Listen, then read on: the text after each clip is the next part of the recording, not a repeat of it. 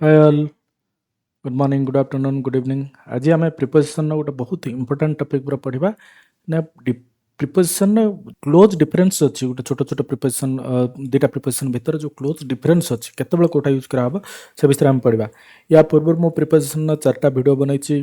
Place preposition, time preposition, direction preposition, tricky questions, ये सब video बनई। जदि एजाए से गुड़ा देखन प्रथम से गुड़ा देखनी आज एजाए आम चैनल को सब्सक्राइब करनी तार चैनल को सब्सक्राइब करनी वीडियो टी लाइक कर।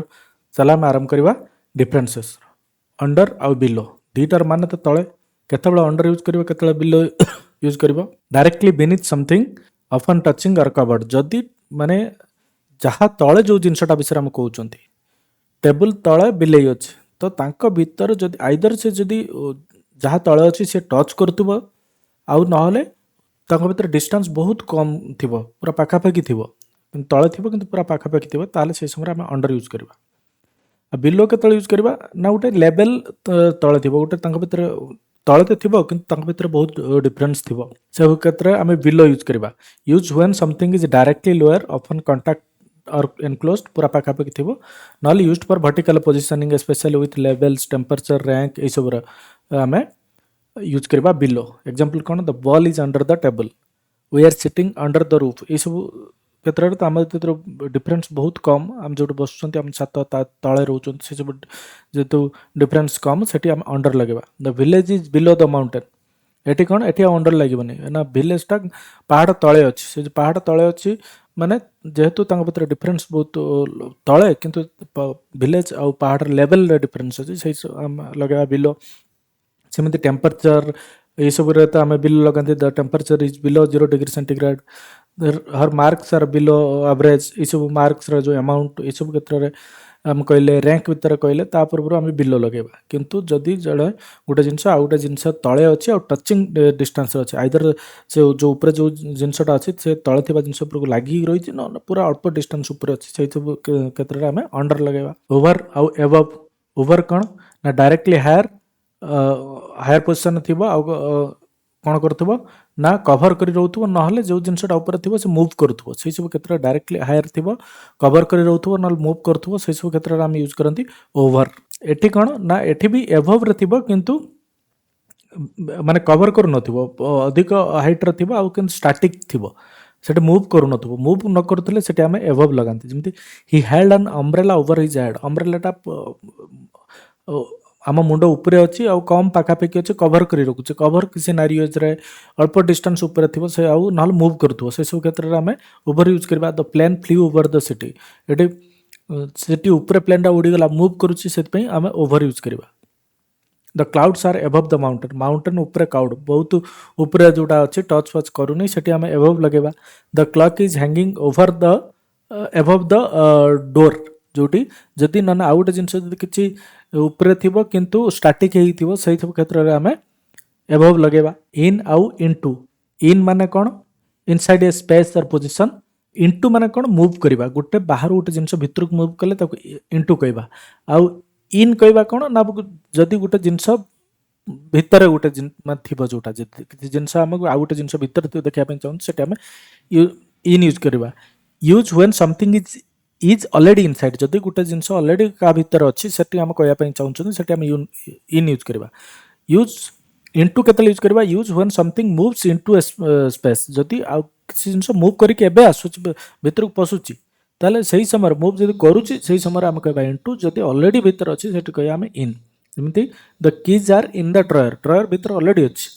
सी वेंट इनटू द रूम, से एबे रूम भितर पशिला जोटा मूव कला ताको आम कहवा इनटू सिटी यूज करवा।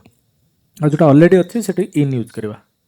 ऑन सेमती कौन करवा, रेस्टिंग ओवर ए सरफेस, जो सरफेस ऊपर अच्छी। Use when something is already on the surface, आगुरी सरफेस ऊपर पड़िक रही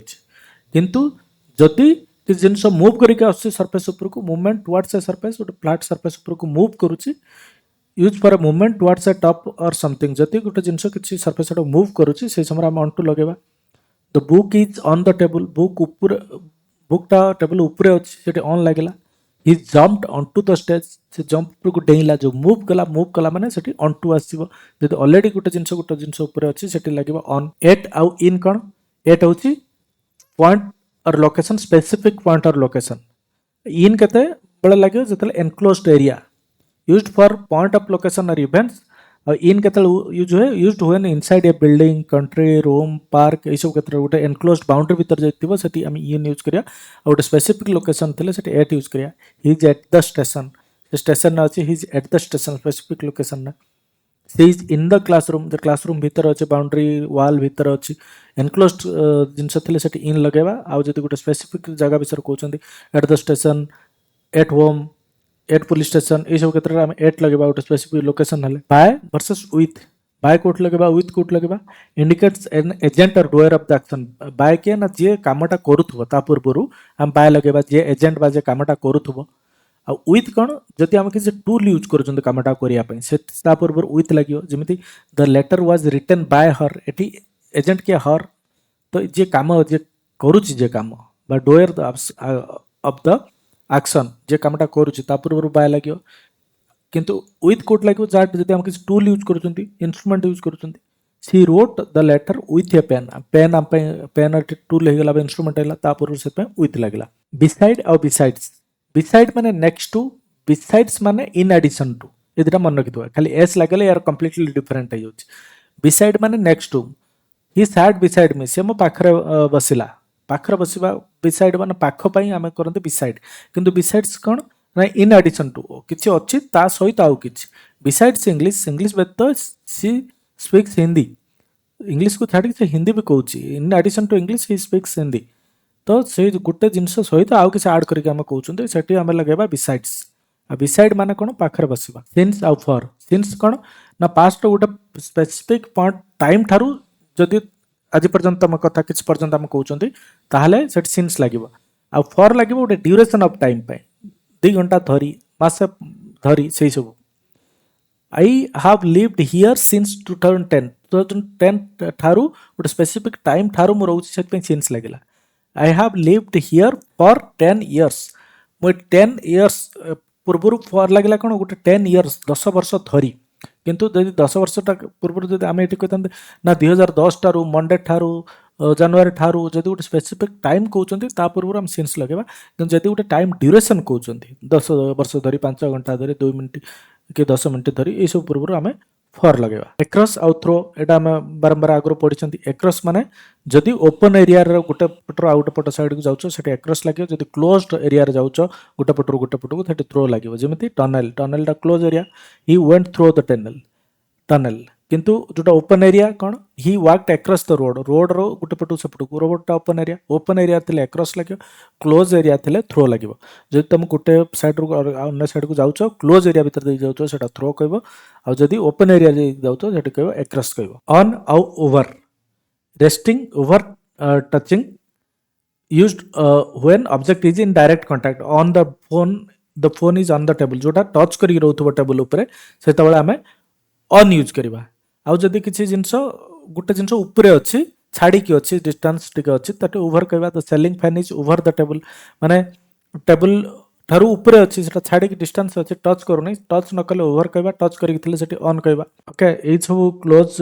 डिफरेंसेस अच्छी प्रीपोजिशन मान के भीतर एटा बहुत इंपोर्टेंट टॉपिक मो भाबुचे तुम मन भली बुझी पारथिबो जदि ए चैनल को सब्सक्राइब करिना ताने करिनियो जदि कि अन्य के संग एभली वीडियो देखिया चाहूँ ग्रामर सहित प्लीज शेयर कर आउ जब तुम किसी related jobs related resource interview related resource पाइबा चाहूँ ताले आम सबदिन पोस्ट करुँ आम व्हाट्सएप चैनल आम व्हाट्सएप चैनल को जॉइन कर आउ एजान जदि वीडियो टी लाइक करना ताने लाइक करनियो थैंक यू।